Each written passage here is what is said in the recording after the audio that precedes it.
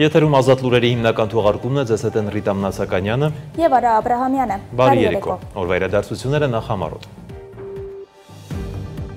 Սկսվել է Սուրբ Հարության տոնը, Զատիկը։ Շաբաթ երեկոյան եկեղեցիներում մատուցվում է ճրագալույցի Սուրբ Պատարագ, որի ավարտին հավատացյալները խորանի մոմից վառում են իրենց մոմերը և տանում իրենց տներ։ Սուրբ Հարության տոնի առթիվ շնորհավորական ուղերձ է եղել Հայաստանի վարչապետ Նիկոլ Փաշինյանը։ Նիկոլ Փաշինյանը Հայաստանի տնտեսական մրցունակության բարձրացումը քաղաքականությունների եւ վարչարարության բարելավման միջոցով խորագրով գործարար աշխատաժողովի մասնակիցների հետ այցելել է Կիրանց, ծանոթացել սահմանազատման գործընթացից հետո բնակավայրում ստեղծված ենթակառուցվածքներին։ Գյումրու համայնքապետարանում տեղի է ունեցել Վարդան Ղուկասյանի երթմնակալության արարողությունը։ Միջոցառումը սկսվել է տերունական աղոթքով եւ Հայաստանի հիմնով։ Ղուկասյանը նաև հանդես է եկել ելույթով, կրկին առիթը բաց չի թողել քննադատելու երկրի իշխանությանը, գովաբանելու Ռուսաստանին, խոսելու Արցախը վերադարձնելու եւ այլնի մասին։ Կառավարությունն առողջապահական ոլորտում բարեփոխումների գործընթացի շրջանակներում շարունակում է քաղաքացիներին տրամադրել անվճար դեղեր եւ բուժօգնություն։ Ծրագիրը շարունակվում է ընդլայնվել, ներառելով նոր դեղամիջոցներ եւ նոր բուժառուների խմբեր։ Երևանի նոր-նորք վարչական շրջանում իրականացվել է համաքաղաքային ծառատունկ մոտ 6 հեկտար տարածքում։ Ծառատունկին մասնակցել է նաև Երևանի քաղաքապետը։ Հակակոռուպցիոն կոմիտեում քննվող քրեական վարույթով պարզվել է, որ Արարատի մարզի Հովտաշատ համայնքի նախկին ղեկավարը 2013-ից 16 թվականների ընթացքում ձևական աճուրների միջոցով վաճառել է հողակտորներ, որոնք հետագայում ձևակերպվել են որդու անվամբ։ Համայնքին պատճառված խոշոր չափերով վնասը վերականգնվել է։ Շաբաթվա քրեական քրոնիկոնը։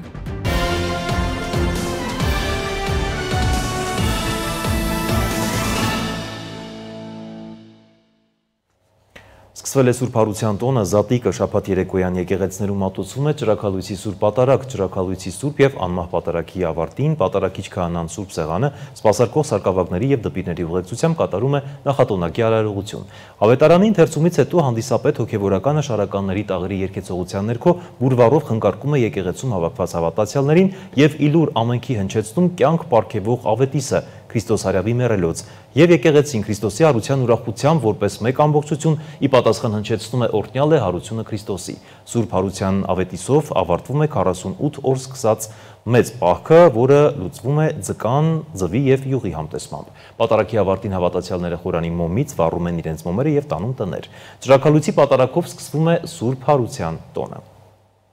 Սուրբ Հարության տոնի առթիվ շնորհավորական ուղերձ է եղել վարչապետ Նիկոլ Փաշինյանը։ Սիրելի ժողովուրդ, Հիսուս Քրիստոսի հրաշափառ հարության տոնի Սուրբ Զատկի ճրագալույց է եւ ես արդեն իսկ հաստատված ավանդույթի համաձայն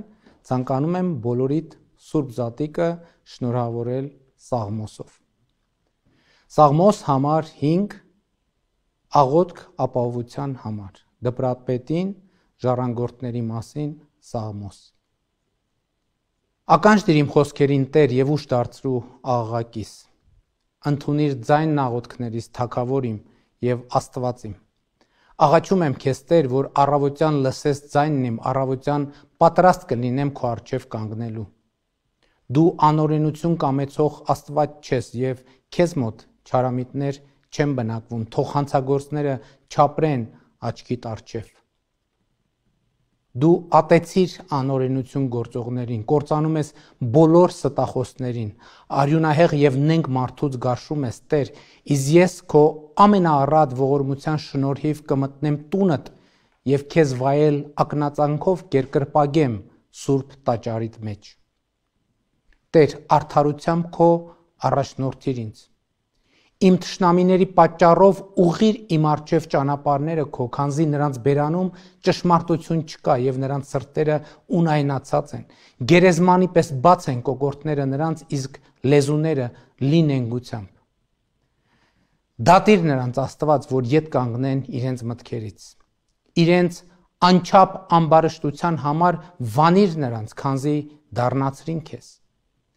Թող ուրախանան բոլոր նրանք, որ հույս են դնում քեզ վրա, հավիտյան թող ցնծան եւ դու ապրես նրանց մեջ։ Թող պարծենան քեզնով քո անունը սիրողները, քանզի դու պիտի օրհնես արդարին։ Տեր, քո սպառազինությամբ պաշտպանեցիր մեզ։ Քրիստոս հարյավ իմերելոց օրհնյալ է հարությունը Քրիստոսի։ Իդեպ Երուսաղեմում Տիրոջ գերեզմանի տաճարում վարվել է սրբազան կրակը։ Սրբազան կրակի իջնելու հրաշքը տեղի է ունենում Քրիստոսի հարության տոնի նախօրեին, ըստ Թուրյան օրացույցի։ Կրակը հայտնվում է Տիրոջ գերեզմանի տաճարում, որը կանգնեցված է այն տարածքի վրա, որտեղ Հիսուս Քրիստոսը խաչվել, թաղվել և հարություն է առել։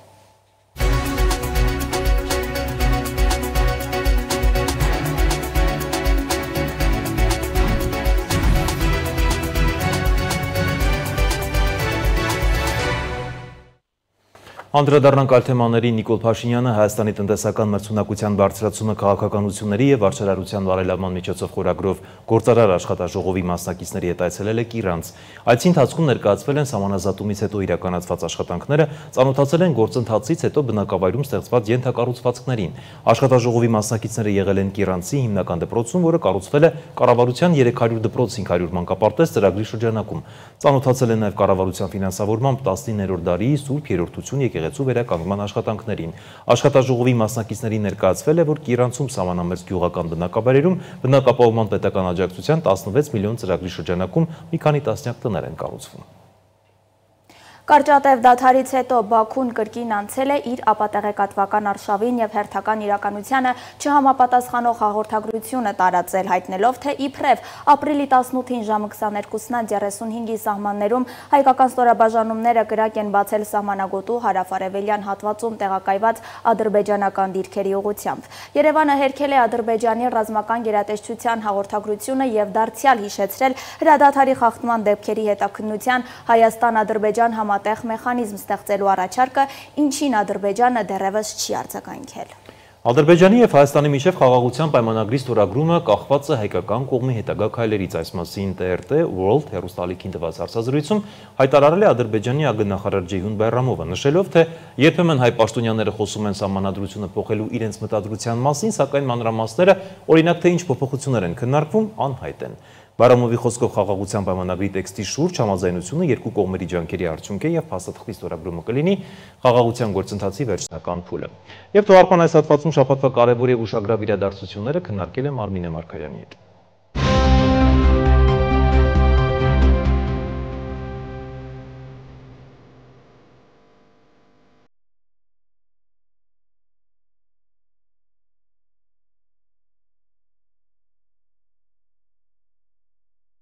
Բարի եկոտիկին Մարգարյան, շնորհակալություն հրավերն ընդունելու համար։ Բարի շնորհակալ եմ հրավերի համար։ Միասին փորձել ենք ամփոփել անցնող շաբաթվա կարևոր եւ ուշագրավ իրադարձությունները եւ սկսենք Անտալիայում տեղի ունեցած դիվանագիտական ֆորումից, որտեղ Հայաստանը ներկայացնում էր արտաքին գործերի նախարար Արարատ Միրզյանը։ Եվ այսպես շատերը նշեցին, որ պետք չէր գնալ այնտեղ, շատերը նշեցին, որ ճիշտ էր գնալ այնտեղ։ Ինչ արդյունք ձեռք բերեցինք, այսպիսի միջոցառումները արդյոք Հայաստանի համար կարևոր են եւ եթե կարևոր են կամ եթե կարևոր չեն, որ շեշտադրումներին ամենաշատը կանդրադառնանք։ Միանշանակ կարևոր են, մենք արդեն երրորդ անգամ է որ մասնակցում ենք այդ միջոցառմանը, ընդհանրապես գիտեք յուրաքանչյուր պետություն, երբ որևէ ֆորում է ուրեմն անցկացնում, դա հնարավորություն է տալիս տվյալ պետությանը իր նարատիվները, իր ազգային պետական անվտանգային շահերից բխող նարատիվները աշխարհին մատուցելու համար։ Եվ դա նաև հնարավորություն է տալիս մասնակիցներին ունենալ երկկողմ բնույթի հարաբերություններ եւ նաև համապատասխան պանելների շրջանակներում նաև իր նարատիվները ներկայացնել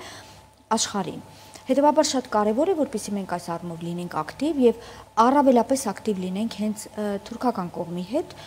ինչու, որովհետեւ բոլորս էլ հասկանում ենք, որ հայ-ադրբեջանական հարաբերությունների կարգավորման գործընթացում շատ կարևոր է նաեւ Թուրքիայի դիրքավորումը, այո, դերակատարումը եւ դիրքավորումը։ Նույնը մենք կարող ենք ասել մեր Երևան դիալոգի մասին, որ մենք արդեն երկրորդ տարի այս տարի անցկացնելու ենք, որը նորից մեր համար հնարավորություն է տալու մեր նարատիվները աշխարհին մատուցելու համար։ Ինչ վերաբերում է ֆորումի կարևորությունը հենց Հայաստանի համար, մենք ունեցանք այնտեղ պանելային քննարկում, որին մասնակցում էին հայկական, ադրբեջանական եւ վրացական կողմի ներկայացուցիչները։ Դա նույնպես բավական կարևոր էր, բավական կարող եմ ասել պրոդուկտիվ էր, արդյունավետ էր, որովհետև հայկական կողմը հնարավորություն ունեցավ իր բոլոր դիրքորոշումները առաջ տանել, ներկայացնելու, թե ինչքանով իրատեսական չէ Ադրբեջանի այն մոտեցումը, որ ամեն ինչ կամ ոչինչ, եւ եթե մենք ունենք արդեն համաձայնեցված խաղաղության համաձայնագրի տեքստ, ապա ավելի խելամիտ կլինի այդ տեքստը ստորագրել, խաղաղության համաձայնագիրը ստորագրել եւ այնուհետ անցնել արդեն ածանցյալ մնացած խնդիրների հանգուցալուծմանը, մասնավորապես քանի որ Հանրապետության արտաքին գործերի նախարար Միրզոյանը ընդգծեց, որ այդ համաձայնագրի տեքստում կա այնպիսի դրույթ, որը ենթադրում է հանձնաժողովի ստեղծում հայ-ադրբեջանական, որը կզբաղվի հետայսու այն հարցերի դիտարկմամբ, քննարկմամբ եւ հանգուցալուծմամբ, որոնց վերաբերյալ կողմերը համաձայնագրի ստորագրումից հետո կունենան տարաձայնություններ։ Դա իհարկե կարող է վերաբերել եւ համաձայնագրի տեքստի դրույթներին եւ այն հարցերին, որոնք դուրս են մնացել համաձայնագրի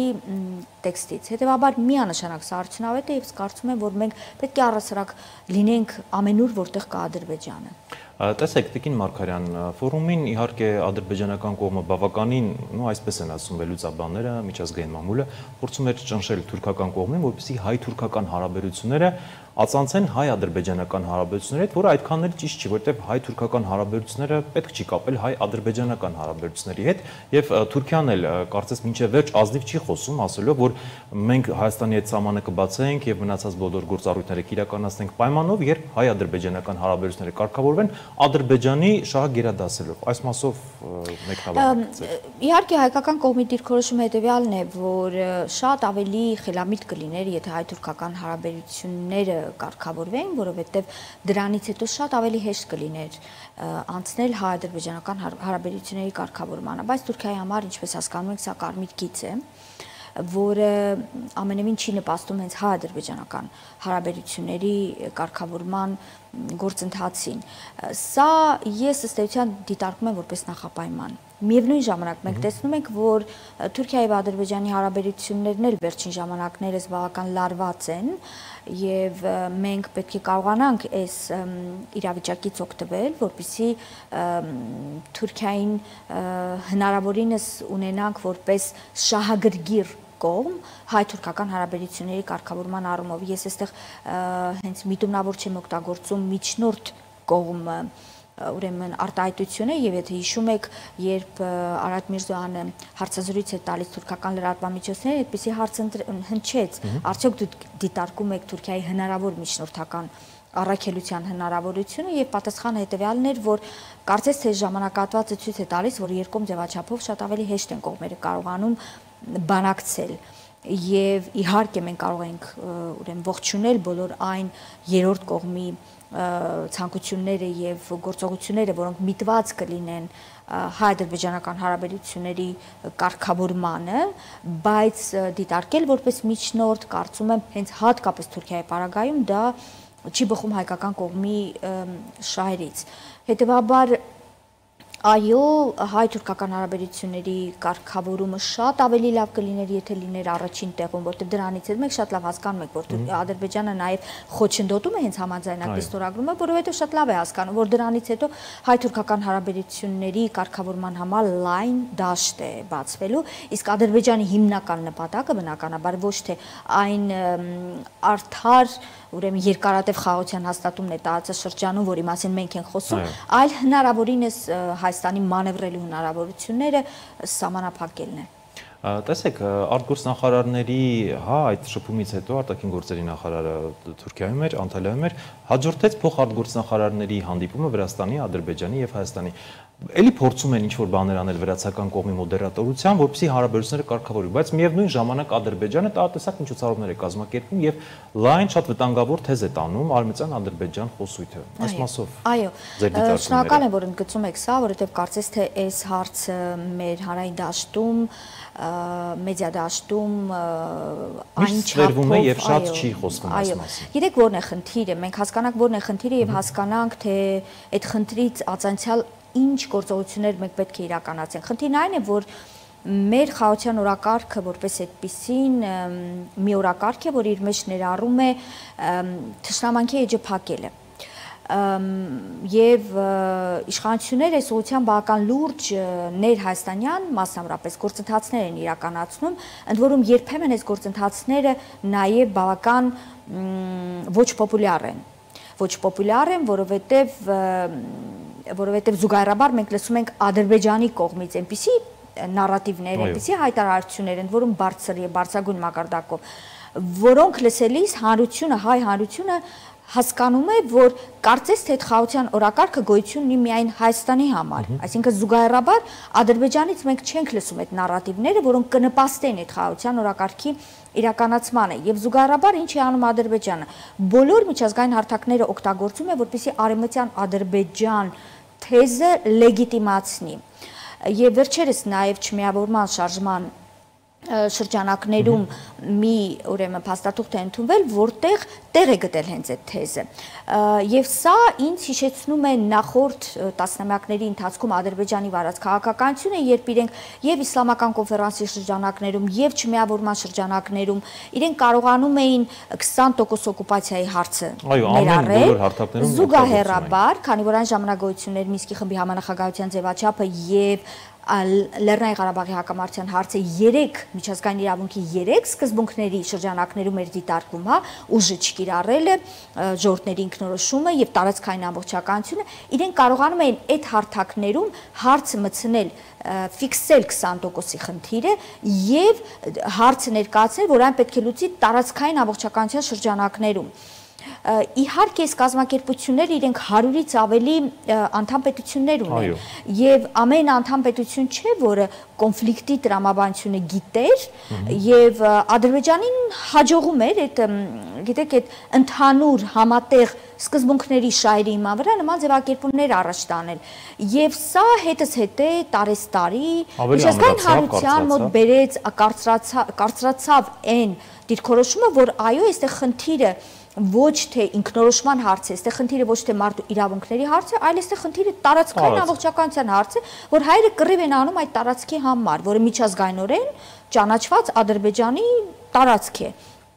Հետևաբար հիմա մենք այս առումով մենք այդ անցյալի մեր սխալները պետք է հիշենք եւ նաեւ շատ լուրջ մոնիտորինգ իրականացնենք, թե անցյալում Ադրբեջանի մեթոդաբանությունը գործելու որն էր եւ հիմա փորձենք շրջանցել այդ ուրեմն հաղթահարել այդ խնդիրները, մասնավորապես մենք կխոսենք արդյոք նրանից, թե Արցախահայերի վերադարձի իրավունքից թե ոչ, մենք կխոսենք արդյոք Սումգայիթի, Բաքվի, Ջարդերի եւ այլնի հետևանքով Հայաստան եկած փախստականների վերադարձի իրավունքից թե ոչ, Ադրբեջանը միևնույն է խոսելու արևմտյան ադրբեջանցիների վերադարձի մասին։ Հետևաբար շատ կարևոր է, որպեսզի խաղաղության գործընթացին զուգընթաց, խաղաղության օրակարգը, խոսույթը առաջ մղելու հետ զուգընթաց մենք միջազգային դաշտում մշտապես ակտիվ առաջ տանենք եւ Արցախահայերի վերադարձի իրավունքը եւ Բաքվի, Սումգայիթի եւ այլ ադրբեջանական քաղաքներում իրականացված ջարդերի հետևանքով Հայաստան մազապուրց եղած հայ փախստականների վերադարձի իրավունքի հարցը։ Շատ լավ, եւ վերջին հարցը ու ամփոփենք Տիկին Մարգարյան, Ադրբեջանը կրկին ապատեղեկություն է տարածում, որ գրակում են սահմաններին կեղծ, ամենևին կեղծ ապատեղեկություն, նորից սկսել է շրջանառել այդ թեզը, զուգահեռ իրականության մեջ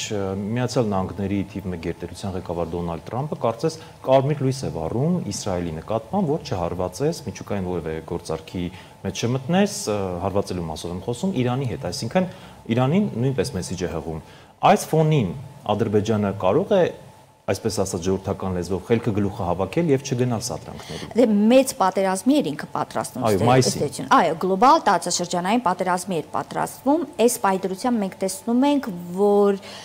դա կարծես չի հաջողվում եւ մասնավորապես ինչու, որովհետեւ այստեղ Իրանի հետ բանակցություններում դա միայն միջուկային ծրագրի հարցը չէ, դա նաեւ հրթիռների ծրագրի հարցն է եւ եթե միջուկային ծրագրի շրջանակներում կարելի է որոշակի առումով գալ համաձայնության, այն պայմանները, որոնք առաջ են քաշում Միացյալ Նահանգների կողմից հրթիռների ծրագրերի վերաբերյալ, այստեղ խնդիրները շատ ավելի լուրջ են, որովհետև եթե Իրանը բացի իր գաղտնի օբյեկտները, որտեղ հրթիռներն են պահվում, ապա դա կնշանակի այդ տեղեկատվությունը անմիջապես տալ Իսրայելին։ Իրենք շատ հաճախ նաև նախկինում էլ միշտ բողոքում են, որ ՄԱԳԱՏԵ-ն գալիս էր մոնիտորինգային խումբը, միջուկային օբյեկտների եւ այլն, հետո տեղեկատվությունը սպրտում էր գնում էր իսրայելական դաշտ։ Այսինքն կարծում եմ, որ այստեղ ամերիկյան կողմի համար միանգամայն պարզ է, որ ուժով, հա, ուրեմն ցամաքային որևէ ռազմական գործողությամբ հարցը մտնելու է փակուղի եւ ավելի գլոբալ պատերազմի հիմք է տալու։ Բնականաբար այստեղ Ադրբեջանը արդեն շատ արագ կսկսի վերանայել իր վարքագիծը եւ կարծում եմ արդեն որոշակի առումով ավելի հակված կլինի Հայաստանի հետ բանակցելու, որովհետև այսօր կարծես թե տեղի եւ վայրի վերաբերյալ բանակցություններ գոյություն չունեն։ Իրենք անդադ խուսափում են, որովհետև իրենք սպասում են հենց այս կոնտեքստում էին պատկերացնում, որ պետք է ամեն ինչ առաջ տանեն։ Բայց կուզեի նաեւ ընդգծել մի քանի նախադասություն, ինչ վերաբերում է կրակոցներին, այդ ապատեղեկատվությունը, որ տարածվում է, այնուամենայնիվ կարծում եմ, որ լարված պահելով հանդերձ իրավիճակը, սահմանային իրավիճակը, Ադրբեջանը նաև փորձում է դելեգիտիմացնել Եվրոպական միության քաղաքացիական առաքելությանը, որովհետև մենք տեսնում ենք, որ այս ժամանակահատվածում ԵՄ քաղաքացիական առաքելության կողմից կարծես թե հայտարարություններ չեն լինում առայն, որ Ադրբեջանը կրակում է, որտեղ մենք ունենք ապացույցներ, իրենք չունեն, չեն ներկայացում, բայց մենք ներկայացում ենք։ Ես կարծում եմ նաև պետք է կապել նրա հետ, որ մենք ըստ էության համաձայնել ենք ԵՄ քաղաքացիական առաքելության ուրեմն ծառայություններից հրաժարվելու այդ դիրքորոշմանը, եթե խաղաղության համաձայնագիրը ստորագրվի։ Շնորհակալ եմ հրավերն ընդունելու համար։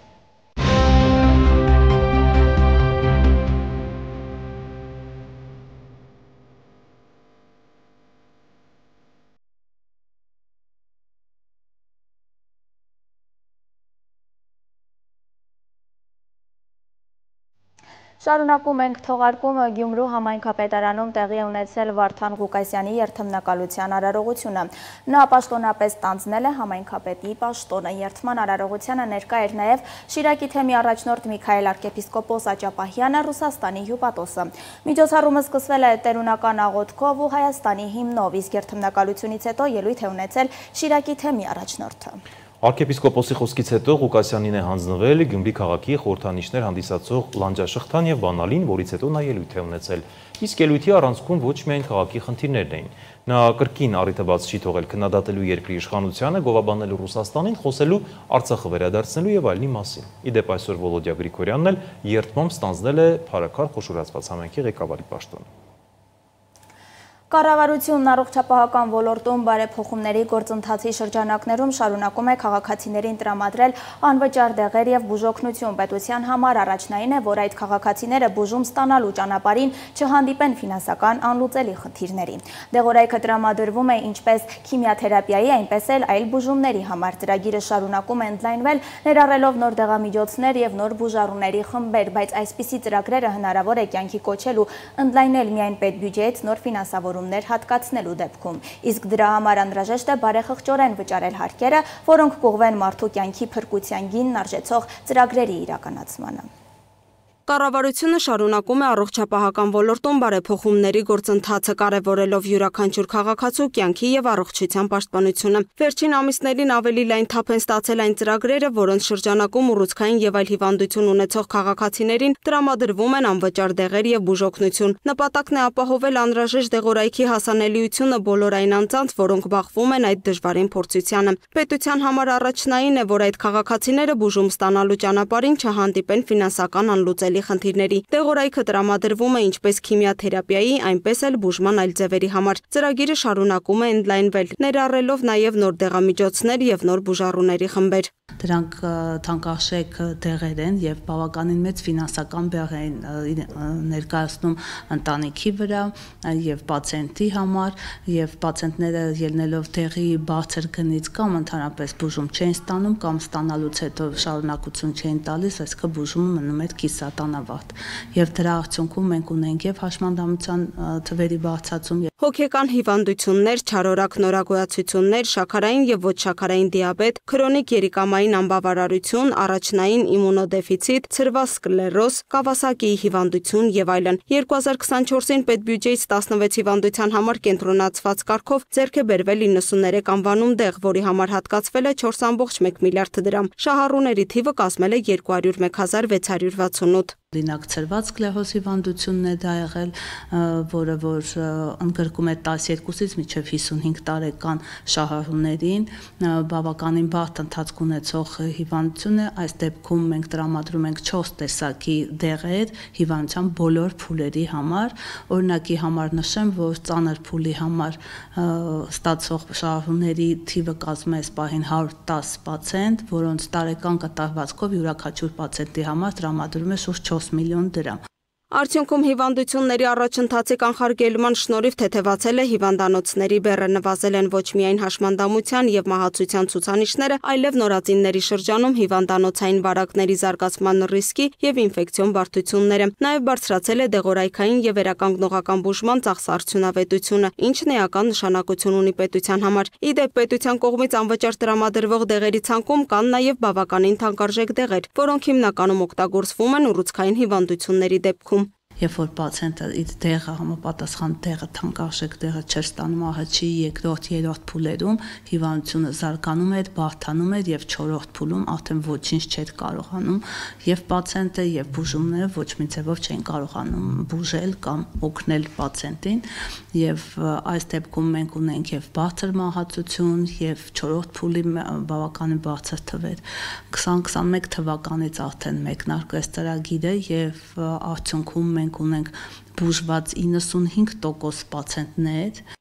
Բացի այդ անվճար դեղորայքով ապահովման շնորհիվ արձանագրվել է ապրելիության բարձրացում, լիարժեք առողջացման հնարավորություն, մետաստազների առաջացման նվազում, կյանքի որակի բարձրացում։ Սոցիալական կարգավիճակ ունեցող քաղաքացիները կարող են դիմել իրենց պոլիկլինիկական ծառայություններ եւ նախկին երրորդ խմբի հաշմանդամները, շմյան ֆունկցիոնալության միջին աստիճան ունեցող հաշմանդամություն ունեցող պացիենտները նախկին 50%-ի փոխարեն ստանան 100% փոխհատուցմամբ անվճար դեղեր ըստ հիմնական դեղերի ցանկի։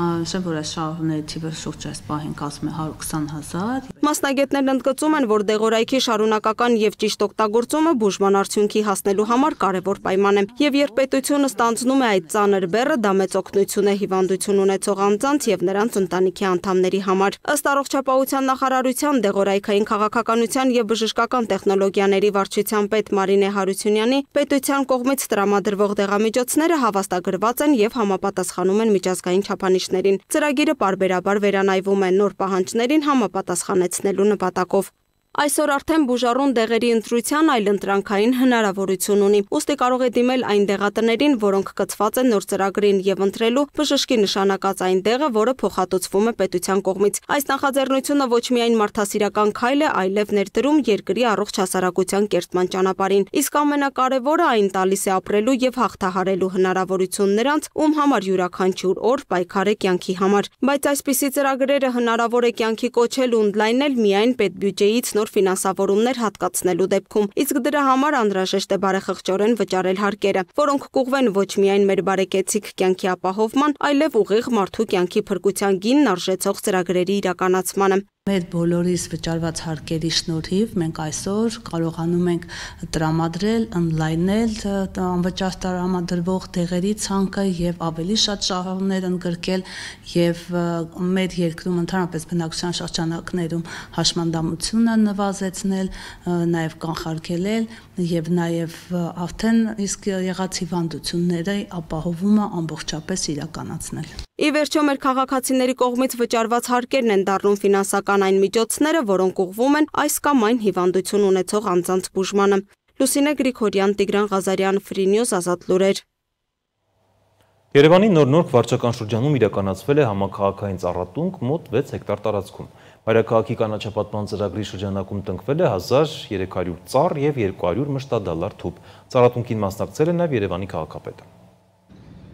Վերջին 3 տարիներին Երևանի քաղաքապետարանը հետևողական քայլերով իրականացնում է մայրաքաղաքի կանաչապատման ռազմավարությունը։ Այդ ընթացքում 48 հեկտար տարածքում տնկվել է ավելի քան 20,000 ծառ եւ այս ցուցանիշը շարունակաբար աճում է։ Ապրիլի 19-ին եւս 6 հեկտար տարածքում ծառատունք է իրականացվել նոր-նորք վարչական շրջանի Սուրբ Սարգիս եկեղեցու եւ Դավիթ Բեկ փողոցի միջնամասում կասկադային հատվածին հարող տարածքում։ Երևանի քաղաքապետ Տիգրան Ավինյանն անձամբ մասնակցել է ծառատունքին երեխաների, երևանցիների եւ գործընկերների հետ միասին։ Քաղաքապետը լրագրողների հետ զրույցում տեղեկացրել է,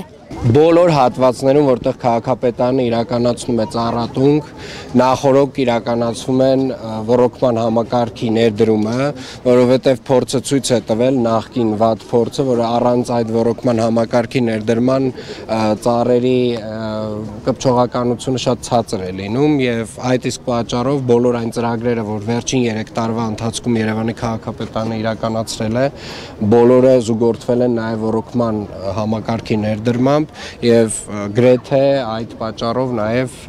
ունենք մոտավորապես 95% կպչողականություն։ Վերջերս տարբեր սոցիալական հարթակներում հրապարակվում էին տեսանյութեր եւ լուսանկարներ, ըստ որոնց իբրև քաղաքապետարանի աշխատակիցները հատել են կենսունակ ծառեր եւ հատման հետքերը փորձել ծածկել հողով։ Ավինյանը պարզաբանել է. Այս հատվածում 23-4 ծառ է հատվել ընդհանրապես այս տարածքում, նախկինում այո, այս հատվածում եղել են ծառեր, բայց ժամանակի ընթացքում այդ ծառերը կամաց ոռոգման համակարգի բացակայության պատճառով, տարբեր պատճառներով չորացել են եւ վերջին անգամ այստեղ, որ աշխատանքները իրականացրեն զբուն կանաչապատման հողակը, ընդհանրապես 23 չորացված ծառ է հեռացրել, իսկ այսօր մենք տնկում ենք 1300 ծառ եւ 200 մշտադալար թուփ։ Բացի ընթացիկ աշխատանքներից քաղաքապետը նաև հայտարարել է ապագա խոշոր ծրագրերի մասին, ընդգծելով Դալմայի այգիներում նախատեսվող անտառապատման նախաձեռնությունը։ Ամենամեծ մեր ծրագիրը, որ հաջորդը պլանավորում ենք, մոտավորապես 250 հեկտար տարածքի վրա Դալմայի այգիներում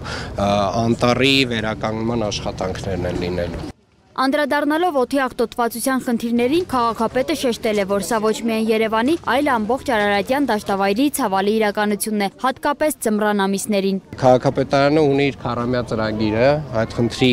լուծման մեղման ուղղությամբ, հիմնական գործիքակազմը իհարկե վերաբերում է մշտադալար ծառերին, որոնք որ նույնպես ձմեռային ամիսներին որոշ չափով օդի աղտոտվածության խնդիրը իրենց վրա, լուծելու խնդիրը իրենց վրա են վերցնում, բայց նաև այդ ծրագրում տարատեսակ այլ միջոցառումներ, որոնք վերաբերում են, այսպես ասած, առանց կատալիզատորների ավտոմեքենաների շահագործմանը, էական աղտոտվածություն ապահովող գործարաններին են վերաբերում եւ այդպես շարունակ։ Կանաչապատում եւ շրջակա միջավայրի ապահովություն համայնքային ոչ առևտրային կազմակերպության տնօրեն Արմեն Բեգոյանը մանրամասնորեն ներկայացրել է, թե նորքի հատվածը հիմնականում ինչ ծառատեսակներով է հարստացել։ Քարքարոտ հատվածում կներեք եւ թթենի Քարքարոտ հատվածներում տնկվում են թթենիներ, նշենիներ, հիմնականում որոշ մասում ծիրանիներ եւ ինչպես ասեցի սալորենիներ։ Կա ընդամենը 50 տանձենի, քանակը քիչ է, դրա համար չնշեցի։ Բացի 800 պտղատու ծառերից տնկվել են նաեւ 500 դեկորատիվ ծառատեսակներ, ձիակասներ, սոսիներ, կատալպաններ եւ այլն։ Անդրադառնալով ծառատնկման արդյունավետությանը, Բեգոյանը նշել է, որ այս տարվա ամռանն արդեն որոշ հատվածներում կլինեն ստվերային գոտիներ, քանի որ օգտագործվել են արդեն բավականին մեծ ծառեր, իսկ մոտ 3 տարուց Կասկադային հատվածին հարող տարածքը կլինի ամբողջությամբ կանաչապատված։ Սոնա Գիշյան, Տիգրան Ղազարյան, Free News, Ազատ լուրեր։ Այլ թեմաներ հակակոռուպցիոն կոմիտեում քննվող քրեական վարույթով պարզվել է, որ Արարատի մարզի Հովտաշատ համայնքի նախկին ղեկավարը 2013-ից 16 թվականների ընթացքում ձևական աճուրդների միջոցով չարաշահելով իր լիազորությունները վաճառել է հողակտորներ, որոնք հետագայում ձևակերպվել են որդու անվամբ։ Հիմնավորվել է, որ հիշյալ համայնքի ղեկավարի կողմից ապօրինի օտարվել է 13 հողատարածք։ Համայնքին պատճառված 90 միլիոն դրամի վնասն արդեն վերականգնվել է։ Շաբաթվա քրեական քրոնիկոնը։ Ռոբերտ Քոչարյանի ապօրինի գույքի գործով նիստը փաստաբանների միջնորդությամբ հետաձգվել է Սահմանադրական դատարանի օրերս հրապարակված որոշմամբ պայմանավորված։ Դատարանը ապօրինի գույքի բռնականցման օրենքը սահմանադրական է համարել, բայց ընդգծել, որ բռնականցման ենթակա է այն գույքը, որը ձեռք է բերվել պաշտոնը ստանձնելուց հետո եւ որը կապ ունի հանցանքի հետ։ Ապօրինի գույքի գործով Քոչարյանից 22 անշարժ գույք է պահանջվում, այդ թվում 4 միլիարդ 31 միլիոն դրամ արժողությամբ առանձնատունը։ Վերաքննիչը դատարանը բավարարել է դատախազության բողոքը, բեկանել է առաջին ատյանի ընդհանուր իրավասության դատարանի Սերժ Սարգսյանի եւ մյուսների արդարացման վերաբերյալ դատական ակտն ու գործն ուղարկել նոր քննության։ Այդ մասին հայտնում են Հայաստանի գլխավոր դատախազությունից։ Սերժ Սարգսյանը մեղադրյալ էր պետբյուջեից մոտ 5 միլիարդ դրամի հափշտակությունը կազմակերպելու համար։ Առաջին ատյանի դատարանի դատավճռով նա արդարացվել էր, որի դեմ դատախազությունը վերաքննիչ բողոք էր ներկայացրել։ Վարդան Ղուկասյանի գործով նիստին դատարանը հետազոտել է 4 հողամասերի օտարման դրվագները, որոնք ընդգրկված են եղել հողային օրենսգրքի սահմանափակումների ցանկում։ Ընդհանուր օգտագործման տարածքները ենթակա չէին սեփականաշնորհման։ Նրան մեղադրանք է առաջադրվել 40 դրվագով։ Ընտրակաշարք տալու, ստանալու եւ բարեգործության արգելքը խախտելու համար մեղադրվող 4 անձի վերաբերյալ 2 քրեական վարույթներն ուղարկվել են դատարան։ Պարզվել է, որ Գյումրու ավականու արտահերթ ընտրություններին մասնակցող կուսակցությունների դաշինքի տեխնացուն իր հետ մտերիմ հարաբերությունների մեջ գտնվող Գյումրու բնակչին խոստացել է անհրաժեշտ գումար տրամադրելու եղանակով ֆինանսավորել նրա կողմից ղեկավարվող Պարային խմբի մասնակիցների հագուստների պատրաստման եւ ձեռքբերման գործընթացը։ Միաժամանակ խոստանալով ցուցակագրել Պարային խմբի կահավորման համար անհրաժեշտ այլ ծախսերը կուսակցության միջոցների հաշվին դրանք ապահովելու նպատակով։ Մեկ այլ քրեական վարույթի նախաքննությամբ էլ պարզվել է, որ Գյումրու բնակիչը որոշ անձանց հետ նախնական համաձայնությամբ ընտրությանը մասնակցելու եւ իր ներկայացրած կուսակցությունների դաշինքի օգտին քվեարկելու համար 2 ընտրողի որպես ընտրակաշարք խոստացել եւ առաջարկել է դրամական միջոց։ Վերջիններս ընդունել են առաջարկը խոստանալով նշված ընտրակաշարքի դիմաց քվեարկել տվյալ կուսակցությունների դաշինքի օգտին։ Քրեական վարույթներով նախաքննությունն ավարտվել է։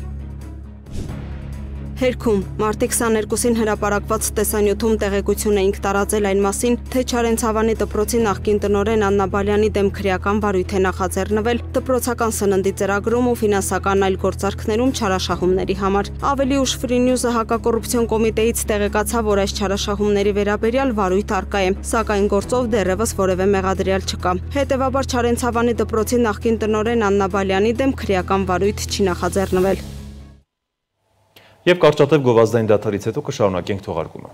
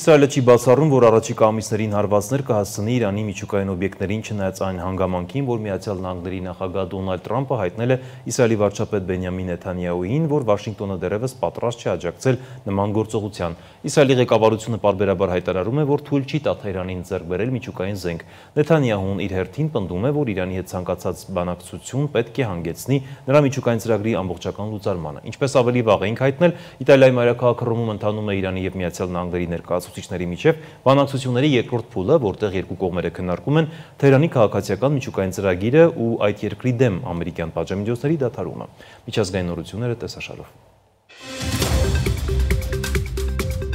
Միացյալ Նահանգների նախագահ Դոնալդ Թրամփը հրաժարվել է ուկրաինական հակամարտության կարգավորման ժամանակ ժամկետներ նշել։ Սպիտակ տանը լրագրողները նրան խնդրել են մեկնաբանել պետքարտուղար Մարկո Ռուբիոյի խոսքերն այն մասին, թե Ուկրաինայում հակամարտությանը վերջ դնելու հնարավորության մասին պատկերացումներ կլինեն առաջիկա օրերի ընթացքում։ Այո, շատ շուտով արձագանքել է Թրամփը։ Լրագրողները փորձել են հստակեցնել, քանի օր հետո դա տեղի կունենա, ինչին ի պատասխան նա նշել է, հստակ ժամկետ չկա։ Թրամփը հայտնել է, թե իր ղեկավարությամբ գործող վարչակազմը հրաժարվի Ուկրաինայում ճգնաժամի կարգավորման փորձերից, եթե կողմերից մեկը բարդացնի բանակցային գործընթացը։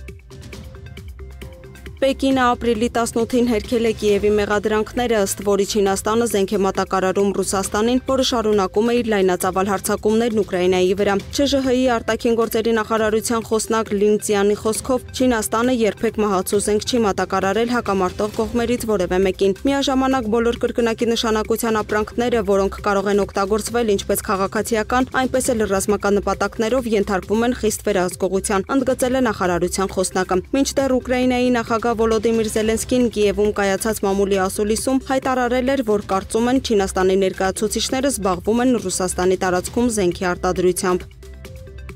Լեհաստանի նախագահ Անջեյ Դուդան հայտարարել է, որ իր երկիրը պետք է ձգտի ընդգրկվել Ֆրանսիայի միջուկային զսպման համակարգում, նաև միանալ Միացյալ Նահանգների հետ համատեղ միջուկային զենքի օգտագործման ծրագրին։ Նրա խոսքով Լեհաստանը պետք է ամրապնդի իր պաշտպանունակությունը հաշվի առնելով տարածաշրջանում առկա սպառնալիքները։ Դուդան ընդգծել է, որ այս որոշումներն ուղղված են ՆԱՏՕ-ի անվտանգության համակարգն ուժեղացնելուն։ ՆԱՏՕ-ի հիմնական խնդիրն է հակազդել Ռուսաստանի ագրեսիվ պահվածքին, հավելել է նա։ Միջուկային զենքի համատեղ օգտագործման ՆԱՏՕ-ի ծրագիրն առկա է մի շարք անդամ երկրների, ներառյալ Գերմանիայի, Իտալիայի, Բելգիայի եւ Նիդերլանդների ծրագրերում։ Իրանի արտգործնախարարի գլխավորած պատվիրակությունը ժամանել է Հռոմ։ Այսօր Իտալիայի մայրաքաղաքում նախատեսված է Միացյալ Նահանգներ-Իրան միջուկային բանակցությունների երկրորդ փուլը։ Բանակցությունների առաջին փուլը տեղի ունեցել անցած շաբաթ օրը Օմանում։ Իրանի արտգործնախարար Աբբաս Արաղչիի եւ Միացյալ Նահանգների նախագահի հատուկ բանագնաց Սթիվ Ուիթքոֆի միջև։ Սա Իրան-Միացյալ Նահանգներ միջուկային բանակցությունների շուրջ ամենաբարձր մակարդակով հանդիպումն էր միջուկային գործարքի տապալումից ի վեր։ Պաշտոնական Թեհրանը պնդում է, որ բանակցությունների հաջորդ փուլը տեղի կունենա Օմանի միջնորդությամբ եւ որ կողմերը կկենտրոնանան բացառապես միջուկային խնդրի եւ պատժամիջոցների վերացման վրա։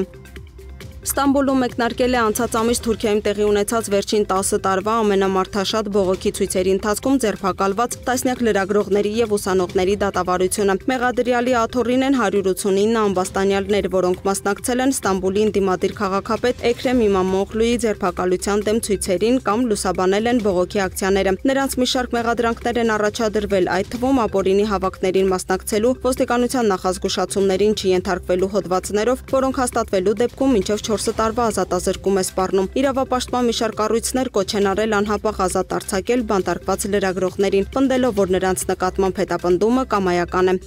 Իսրայելը կարող է հարվածել Իրանի միջուկային օբյեկտներին առաջիկա ամիսներին, չնայած Միացյալ Նահանգների նախագահ Դոնալդ Թրամփի նախազգուշացմանը, հայտնում է Reuters-ը հղումանելով անանուն պաշտոնյային եւ խնդրին ծանոթ երկու անձանց։ Գործակալությունը մանրամասնում է, որ Իսրայելը Սպիտակ տանն առաջարկել է ներկայացնել տարբեր ինտենսիվության իրանական միջուկային օբյեկտների դեմ գործողությունների, այդ թվում օդային հարվածների եւ հատուկ նշանակության ուժերի կիրառման վերաբերյալ։